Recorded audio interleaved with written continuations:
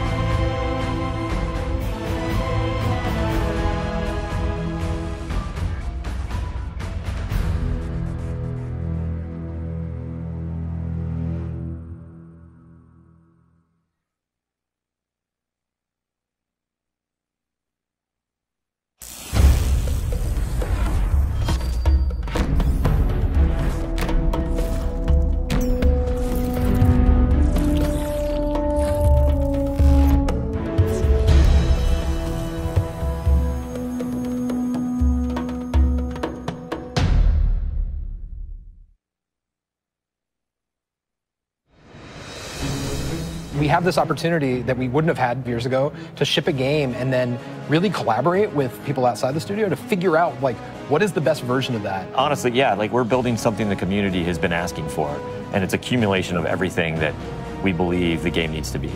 The upside to that is we're not holding anything back. All the feedback we've heard for the last year is, this is it, it's in Forsaken.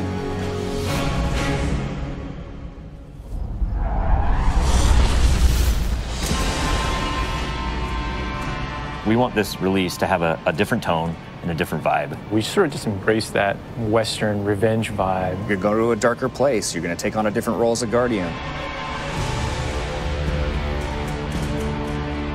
A barren landscape with like the asteroid vibe with like tumbleweeds. And I mean, that just sounded cool. Grit, man. Want to bring the dirt back. And what better way to start a story than to start it with a prison break? Right. Cade's been filling this prison with bad guys that are really bad. And so when it breaks, things can happen to all the world. First place you're going to go to is the Tangled Shore, which is a new part of the reef that you've never seen before. That's right, my friend. It's a collection of lashed together asteroids and rocks out in the asteroid It's belt. very otherworldly, and it's full of pirates and assassins and bad guys. It's become a lawless place. It truly is a frontier. It's completely taken over. The most malevolent force there is the Scorn. They're very aggressive. They're always going to charge and push you. The Barons are the top dogs in the Scorn, and each one has gone back and committed nefarious crimes. I think of it as the reverse Magnificent Seven, like the worst of the worst criminals. You are hunting down these different Barons. In fact, they're called Baron hunts. So one Baron is a sniper, and you have a sniper versus sniper battle with them. Another Baron is this big, giant, hulking melee character.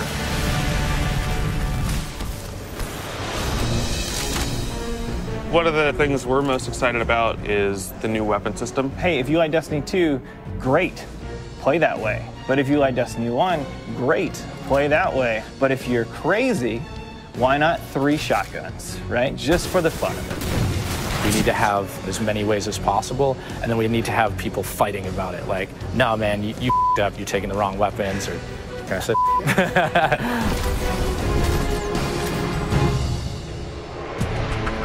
So randomables are coming back. Every single weapon is going to feel different when it drops. And we're improving the mod system, so you can customize your weapon the way you want it.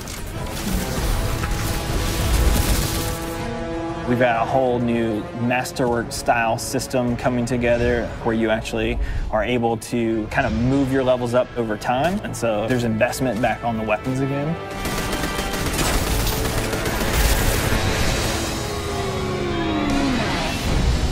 New supers, yeah, crazy new supers. What's your favorite? Fire knives are awesome, which is a different take on Golden Gun.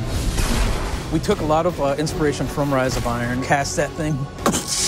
You got a huge hammer now, and you slam that thing down, and it sends out this fire in front of you that then creates a fire tornado. We gotta take it to the next level, you know? The idea that anyone who plays, however they play, they're gonna have some new way to engage. Yeah. I'm in love with the new Void Warlock. Teleportation that's like super anime, just like We've been having great games with the Arc Warlock. Basically cast this thing, he pulls back. Yeah, and it's gonna break the game, and I think that's amazing, yeah. You know? We also wanted a new weapon type that felt meaningful, so we came up with a bow and arrow, which seems kind of crazy, but when you use it, you feel like godlike. It is utilitarian, it's fantastical, it's also sci-fi. So we have a short range bow, we have a medium range bow, we have a long range bow. We built this guy who's supposed to be super techie. You're like, why would you ever choose a bow in a game that has an automatic, machine gun? But boy, it's deadly. I mean, that's a nice machine gun you got there, buddy, but right? And then it's done. The biggest thing for me going into production on this game was a new way to play, a new thing to do that is new to Destiny. Let's see what we've got. We want to be able to give players what they want, but also surprise them. Gambit is a brand new mode. Destiny begs to marry PvE and PvP together. It's like adding bacon to peanut butter and jelly. You start off being able to see the other team that you're going to compete against, so you can taunt each other, you can emote. Each team is in their own separate arena, and they're being assaulted by combatants. They're dropping motes for you to collect, you bank them. When you put them in your bank, you're going to send a blocker over to the other side that locks their bank down. They can't put motes into it until they take out that blocker. Filling up your bank with the motes is how you summon your primeval. You burn it down, that's it, round's over. The interesting part is that we allow one person from your team to go over to the other side and physically invade. I mean, I've seen people that just hate PvP. Like, the first time they invade and they get multiple kills, they'll come back and they'll be like, suck it! It's awesome.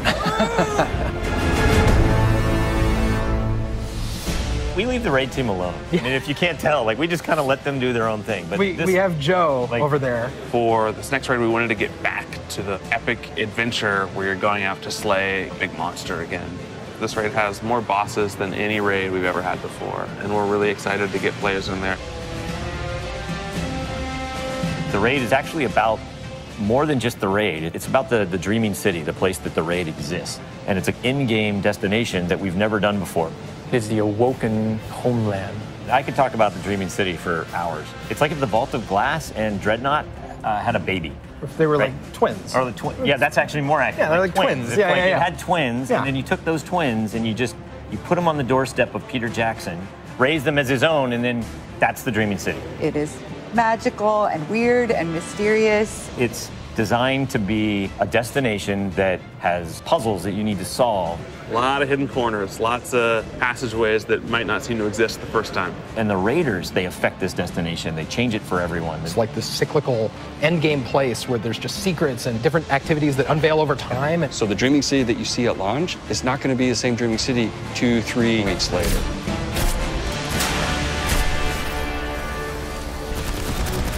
So with every design decision we made for the Forsaken, like the first thing we ask is how will the community react to this? Players want their investment in Destiny to matter, and they want to be able to see that reflected in the content. We knew we wanted to do something for the collectors in our game, so we built a feature called the Collections. It's a way for you to track all the items that you can go out and acquire. There's so much gear in our game. There are 2,000 items you can get. Go get them. You can look at sets and you can say, I haven't filled out this set. What do I have to do to go get it? If I want to find like how many guns in the world, I can actually go look now. We also had a triumphs thing, which is just acknowledging your achievement. It like ties into records, it ties into lore. It's a thing that can help you drive like, hey, I want to do that. And if I do those things, I can get a title. Like I can have a title floating over my name that says that I'm a god or whatever. Not me, like you. We want Forsaken to feel like a game that never ends. So we're going to reinforce the hobby and make the experience something that can be played night over night. We're changing the weapon slots. We're changing how the pursuits work. We're adding new features like the collections and the triumphs. We built Gambit. We've got a whole bunch of new weapons to chase, exotics that are really powerful. We have Lisa focusing on some sweet new exotic armor. Maybe we gone overboard, like dialed it too high. Ore to go out there and collect in the world, exotic armor pieces to go out there and hunt. We're working on armor perks, random rolls, new mod system, new subclass paths. We're making Forsaken for people who love Destiny. Making a game that we can all love. That is the goal. That's what we're going to constantly be pushing towards, always. Everything we're building is through that lens.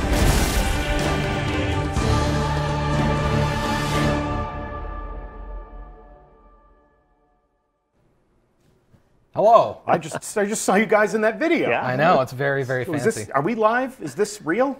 Calm down, dude. I guess, is this now? It's just me. Okay. Everything's fine. Okay, good. Well, in that case, welcome to the live portion of the show. That was obviously a Bungie Vidoc so that we could reveal Destiny 2 Forsaken, a major expansion to the game that we've been playing since last September. And this September, we're going to have all new ways to play and collect and evolve and do awesome stuff. Yeah. So it's my pleasure to introduce you to my two fellow co-hosts, two developers who have been leading our team in the development of this new adventure.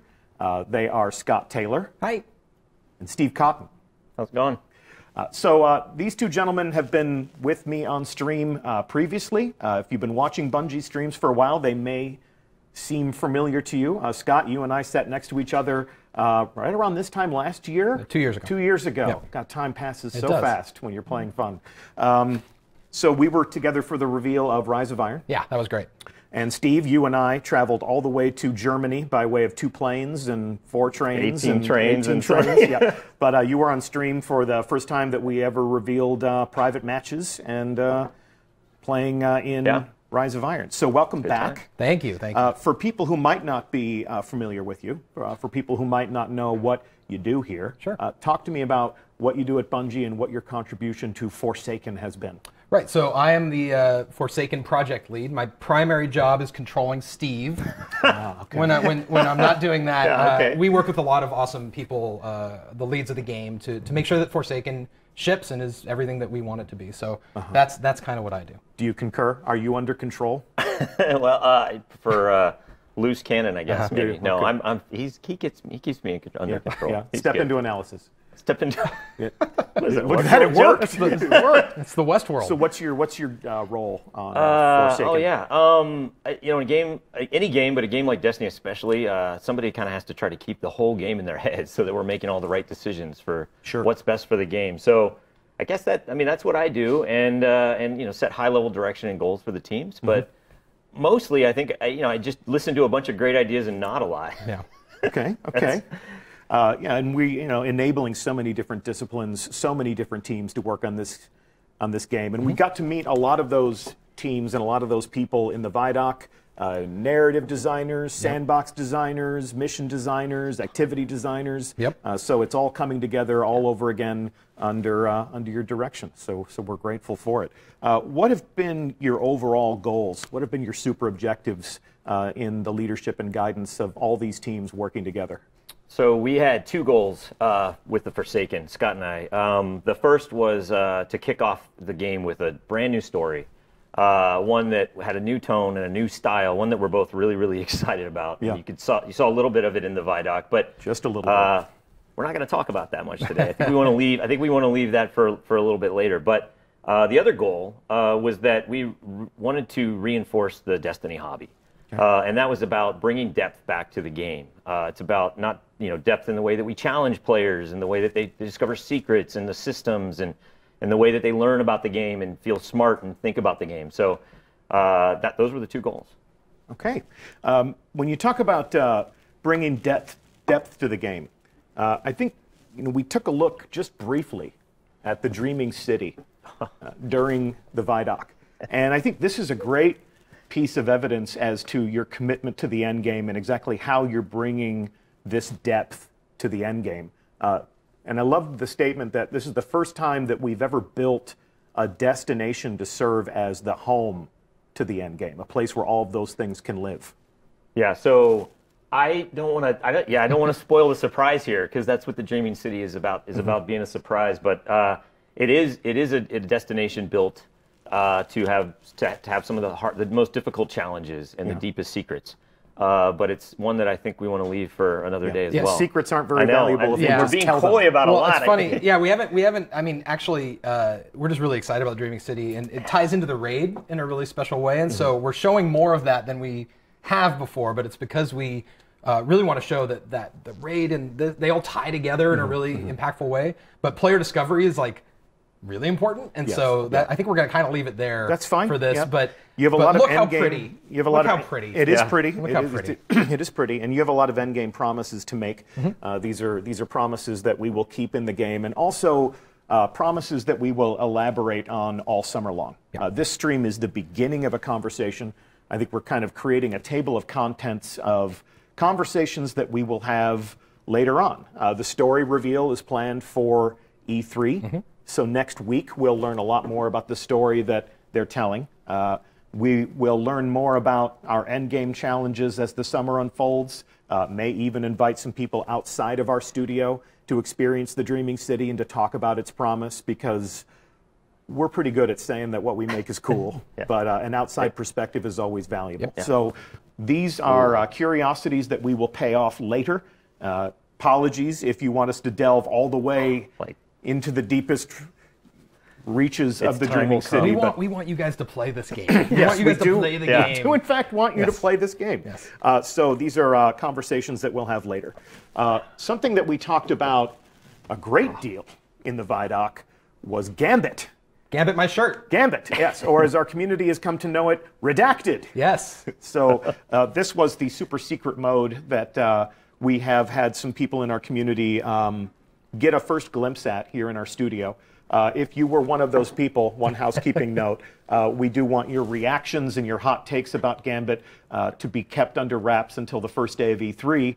But if you'd like to raise your hand and say, I have played Gambit, that's a good beat for this moment. They can replace redacted with Gambit. Yeah, that's about as much as the conversation has evolved. That seems good. But while we did talk a lot about how it plays and what the essential experience is, what have been your goals for this new activity that we've never seen Destiny played this way before? So it was really important to both Scott and I that Forsaken was able to deliver a new experience to people, right?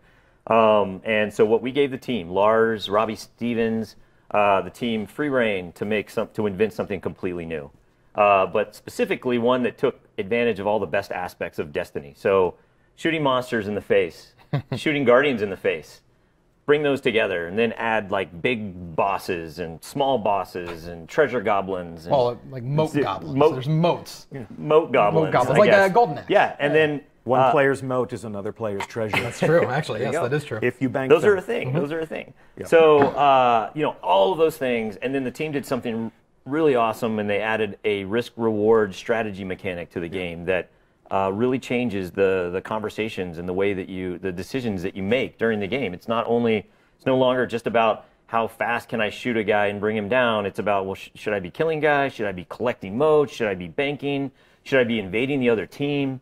And so the result is fantastic to play.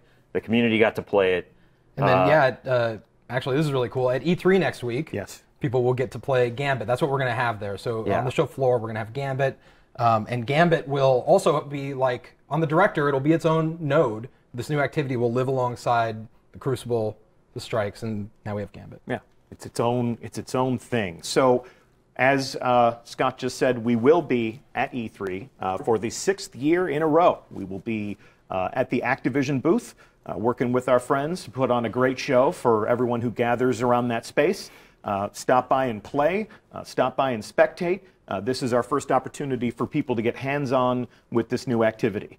Now, if it's a little late for you to be planning a trip to Los Angeles or trying to score an E3 badge and you want to join the hands-on pre-launch conversation, we're going to take that same Gambit build, that same pre-launch build that we're bringing to E3, and we're going to ship it straight to Tampa, Florida after E3 is over so that it can be playable also at GuardianCon.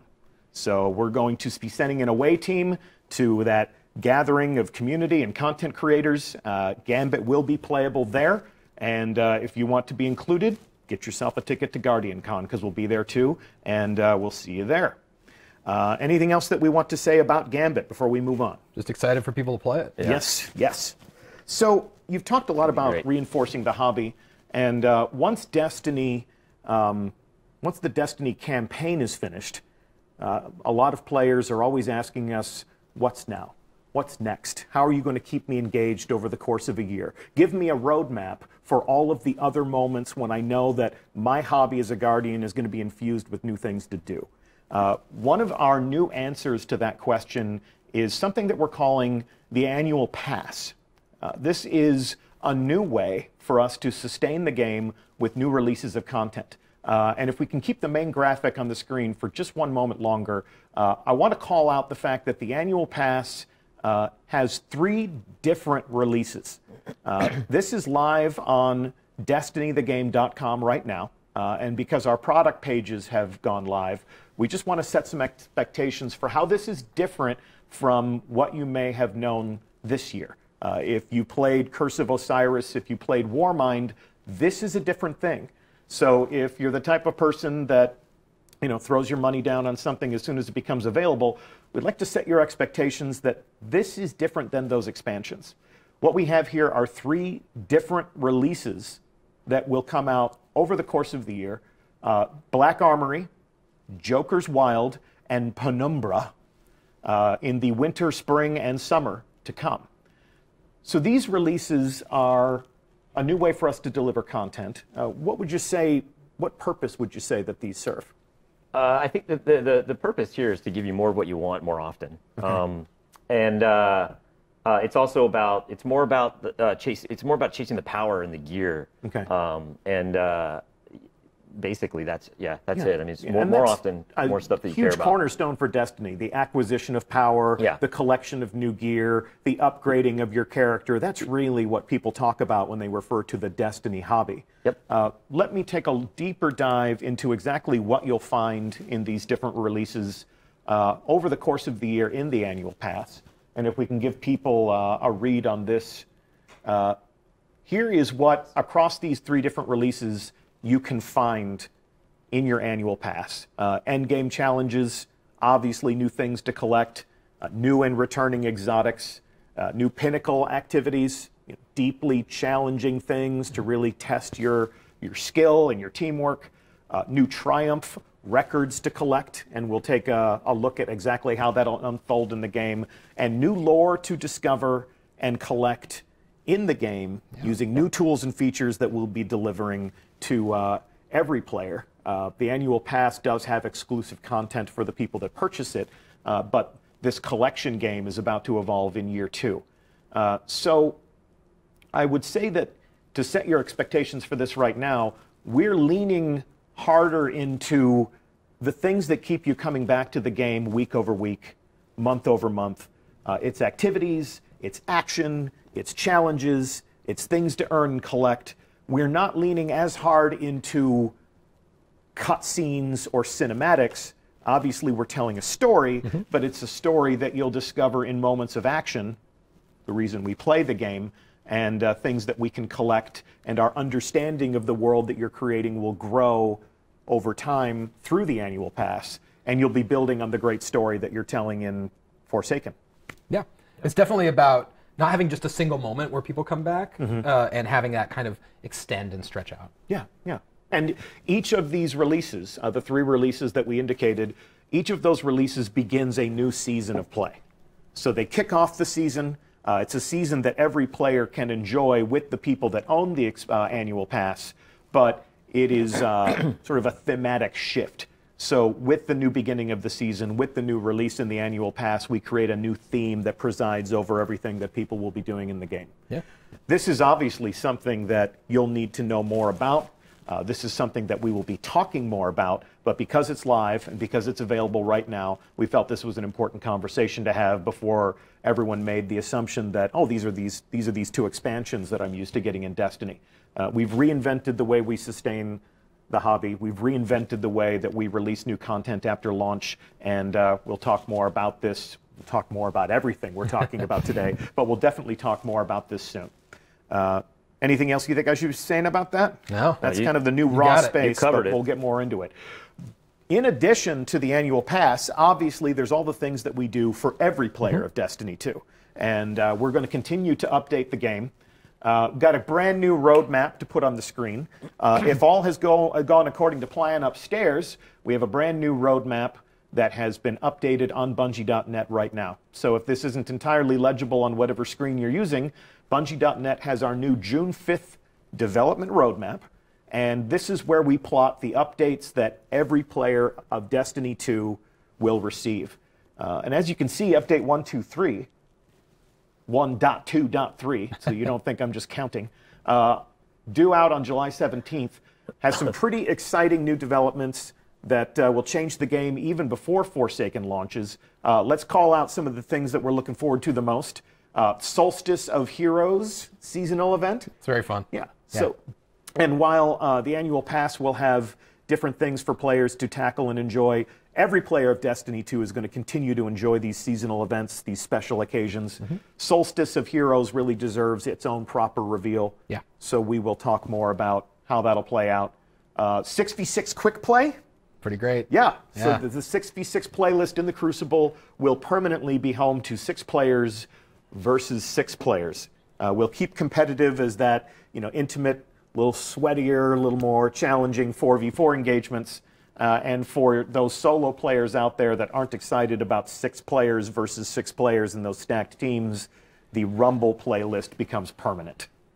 And then all of the other things that you may have seen on a previous roadmap, bounties, prestige raid lairs, and some of the different features that improve your quality of life as a player. Let's move on to year 2. Yeah. Along with the launch of Forsaken come a lot of interesting evolutions to the Destiny player experience. Scott, I think you can agree with me when I say that the most important development, the most important update on this list, bulk shader deletion. I don't think it's a question. I think it's just. I think that is just a fact. That we can just move it up the bulk list. shader, and then shaders also are Put it where it belongs. in our other some other features. All kidding aside, shaders have been a very large conversation in our community, but there's a lot of other things here that a lot of players of Destiny can get very excited about. Power matters in Iron Banner and Trials. So if you want to win in the Crucible and those special events, you better commit to the progression of your Guardian. What else are you excited about? What else you want to call out? Oh man, well there's Vault Space, which is also another thing that we add all this content, and I don't want to spoil ahead, but we're adding some random roles. And sure. We can jump into that. But those things all tie together, right? Yeah. And so because we're doing that, the Vault Space is pretty important. We'll take a look at gear collection and in-game triumph in just a minute, but it's important to call out that while collecting gear and keeping it in a menu that's sort of like your accomplishments, weapon randomization, or more affectionately known as random rolls, that is something that is coming back. Let's just say it again. Yeah, they're testing it upstairs right now. It's coming back. We're bringing it in. Yeah, it's gonna be good. What's your goal for that as a game director? Yeah, the goal for random rolls is just to get to make earning gear more exciting to players, to personalize their chase for weapons and armor, and to really get add that depth that we were talking about before to a system that they can now kind of learn and dig into and try to figure out. Yeah, I'm loving this recurring theme of depth. Yeah. Every drop has the potential to be exciting, to be something new. And then when you get those weapons, how do we arrange them on our character? The weapon slot changes are something that are in development. We've seen that in playtest. Oh yeah, and yes. Actually, do you want to talk about how it works? Then I can. Sure, like weapon slots. Weapon slots are really exciting. I mean, all those things on that list are exciting. The weapon slots, especially, because the weapon slots are really about giving you more control over your playstyle. So for me, it's about getting my fusion rifle back. Sure. That's just that's my priority. But for everyone else, I think it's different, right? And so now you have more control over which weapons you can put in those first 2 slots. You can still roll your 2 hand cannons if you want. Or you can roll 3 shotguns, Deej, if that's. I do enjoy shotguns. Yeah, but it changes the way that you think about the weapons that exist today, because it's going to force you to move things around in a way that's really interesting, and then it changes the way you think about ammo and the way that it works. And so I'm really excited for people to play the weapon slots at E3. Yeah, and so yes, like Steve said. Sorry, to steal your thunder there. Whatever. Yeah, spoiler. I didn't control him. Yes. He was next there to me. you go. You're a loose cannon. You're a loose cannon. I was keeping my mouth shut for a little while on purpose. No, so at E3 we said we're going to play Gambit. That means we're also going to be able to play test the new thing. So if you want a sniper in your primary, you want to play the bow, we're going to have those things as part of that Gambit experience. And an E3 test build, is usually it's in development. It's not the full game. It's not the finished product. Yeah. We usually deploy a limited inventory for use there, so it won't be the full realization of how the new weapon slot changes will work, but it'll give people a sense of how we're changing combat with access to different types of weapons for different opportunities. And like you said, you're going to let people play the way they want. Yeah, and those are all going to be Forsaken weapons too. So it'll be new cool stuff that people get to see in the different slots. Yep. And I did say that Destiny won't necessarily become Rocket Launcher the game, or was that just a fever dream from a rehearsal that we had prior to the stream? You said the fever dream. Did I say that live? Is this now? No, this is now. Is this now? Okay. Yeah, so there's all sorts of other conversations that we'll need to have about ammunition and balance and all of those things. So this will be a long conversation throughout the course of the summer. Where are we going next? We called out on the roadmap that gear collections and in-game triumphs are something that we're bringing to every player of Destiny 2, and we caught a glimpse of that in the Vidoc. But just to reinforce the fact that it is in fact real, I would like to break net live to a build of the game. Can I say something? I would love for you to say something. So this is a build we propped from someone's machine. It's totally in development. We are going full transparent. You're going to see things, numbers, whatever. They are all they're not fake, but they're not real. They're not done. We're back in the Westworld. So they're not done. And so when you see something that's a number on a screen or this is about, we're going to show you guys the bones, and I am not uncomfortable about this. This No, is going to it's be a- great. Yeah. This is a look behind the curtain. This is a glimpse of something that is, in fact, in development. You can see our brave guardian named Bungie TV. This is a hunter that we have cobbled together for the purposes of this demonstration. This is obviously not my character, because hunter. But What are you? I'm a warlock. I know. Have we met? I'm a warlock too. There you go. How you doing? Here you go. What are you, guys Steve? Can take Titan. You What, guys are can you? take your warlock. Okay, so that's the end of the stream. No, I'm kidding. So if we take a look at the global navigation here on our user interface, across the top, the first thing you'll notice are some new feature tabs. The first that I'll call out are the triumphs. Yep. And if you can pay some special attention to some of the headers here, all of this is a work in progress. I want that placeholder medal. Yeah, you want that sounds amazing. placeholder medal? Yeah, exactly. Sounds That's a great. hard Is one it to bad get. that I actually want it just because it's like Yeah. glowy Yeah. and yellow? But there's a lot of empty space that you can populate here. You talked during the Vidoc about some of the different badges and some of the different titles that you can display to commemorate your accomplishments.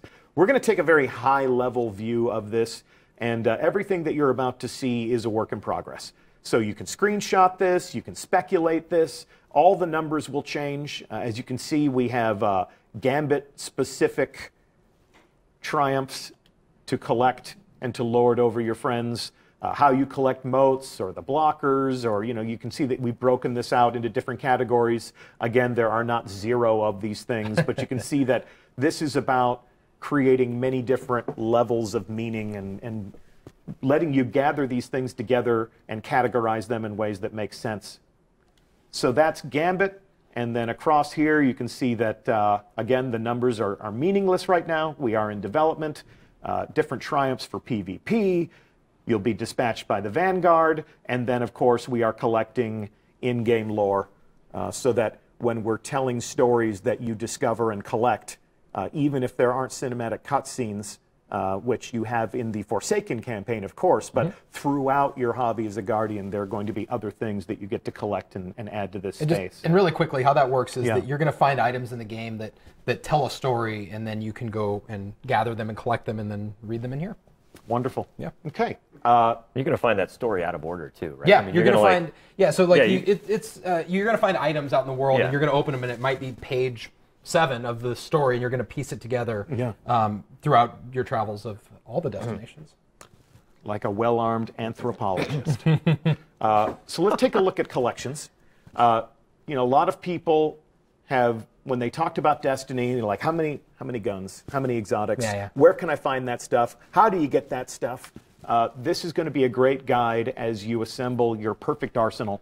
Again, we're going to leave a lot of this stuff for exploration at a later date, but just to show you how one of these categories works, we're going to take a look at the exotic arsenal.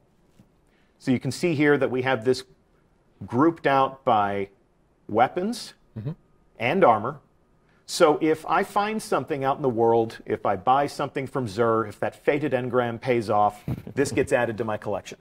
Yeah, so once you've acquired something, then it's here.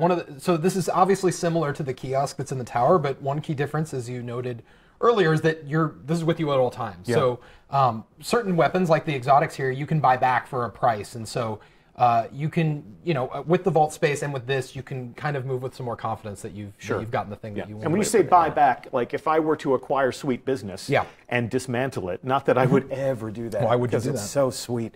But if I did that, and then later on somebody said, you dismantled Sweet Business? What are you, an idiot? Like, what, did you think you weren't going to put an exotic in your heavy slot? Well, you are an idiot. Yeah, I know. I am an idiot, but I still play this game, and I love it just the same. And if I wanted my Sweet Business back, I could use this collection system to restore it to working order in my inventory. That's right. Using different materials that I've gathered. It's different for different categories. It's a long conversation that we're not going to have to be really today. clear, that is explicitly about how the exotics work, and we're working on everything else. Everything else is a work in progress. And because exotics are a thing of mystery and discovery, you're not going to tell me, you're not going to give me a full menu of what exotics you own and what exotics you don't. No, but to note something there that I don't think we're going to exactly show, but if you were hovering over an Iron Banner weapon or piece of armor, it would It tells you how to get it. So it would tell you how to Yeah. get it. It'd be like, go play that Iron Banner, or go do this strike, or whatever the circumstance is. It'll let you know. Or if it's mysterious like that, it will. You know, there'll still be mysterious, non-exotic things as well. Yeah, and then we're still gathering these things together and putting them into interesting categories. Yep. All right. And then the same goes for your weapons. You'll tell me where I can go find all my favorite legendaries, or maybe document the things that I've earned as I progress. Do the same thing for armor, breaking that thing out across all the different activities, all the different subclasses.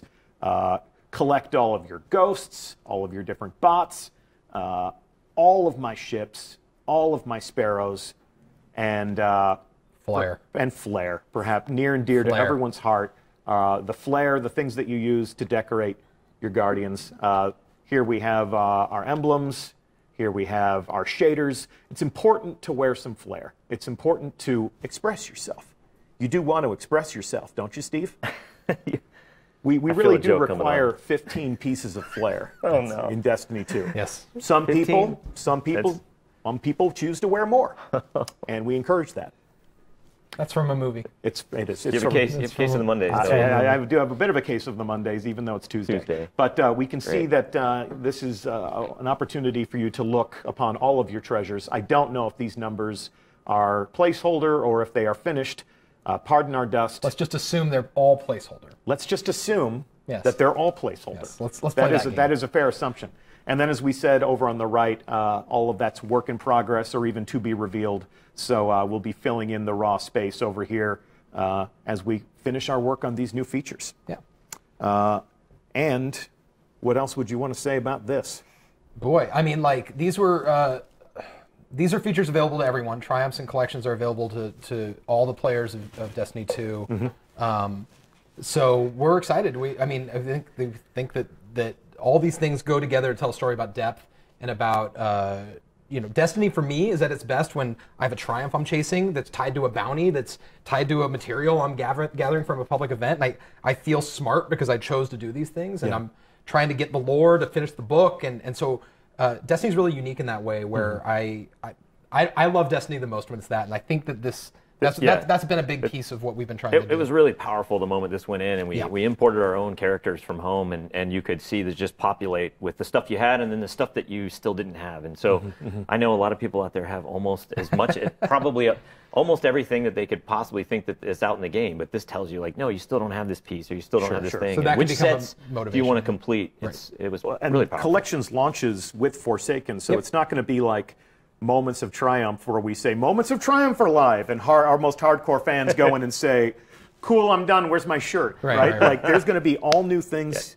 to gather in there. There are going to be all new things that you can go and do and collect, and the collections tab will be a great way for you to sort of plan your time, which is something that a lot of people in our community talk about. I want to plan my time. I want to play my game in the most profitable way possible. I mean, one thing we've talked about, back to the depth of the hobby and everything, is just the parallel pursuits that that players want to be on at the same time, whether it's the campaign or quests, or we're adding bounties. And so this collections is just another aspect, another axis of, hey, I can be spending my time going and getting this thing while I'm getting a patrol and I'm hunting down an outlaw and I'm doing all of these things. Or the quest to delete shaders. It's going to be great. Cool, guys. It was almost the title. Well, I think that's all we're going to talk about today. And I know that we have created more questions than we've answered by design. That was the plan. We will be at E3. We will be updating our blog every week. We will be at GuardianCon. We'll be inviting other people to play this game and to offer their expert external opinions. This begins that old familiar summer cycle. If you are a Destiny fan, we're going to travel the world. We're going to talk to people wherever we can find them, and we're going to introduce them to Destiny 2 Forsaken. So we're so excited. Yeah. Yeah, thank you. Thank you so much for tuning in. It's amazing. Yeah, thank you so much for watching. Thanks for coming with us on this journey. Thank you for playing. We'll see you at E3. Yeah. We'll see you at E3. Yeah. And you. And you and me and you and Lars and the rest of the people. Tej from HMS. Tej from High Moon Studios, who's been a great partner. Oh my God, the it's been amazing. And they were like, hey, you want to work with High Moon and go to San Diego every month? And I was like, I guess that's fine. Yeah, no, they've been amazing. They've been absolutely incredible. It's been really great. Well, we'll see them at E3 as well. Yeah. And if we see you at E3, definitely pull us aside and say hi. And if not, hopefully we'll see you at some point this summer. In closing, we're going to take another look at the Vidoc, but not in full. The team that made that Vidoc for us was given a challenge. We said, take everything that you're revealing, take everything that you're saying, take everything that our developers have said on camera, and compress it into 60 seconds. So let's see how they met that challenge with this. Hope you enjoyed the show. Check it out.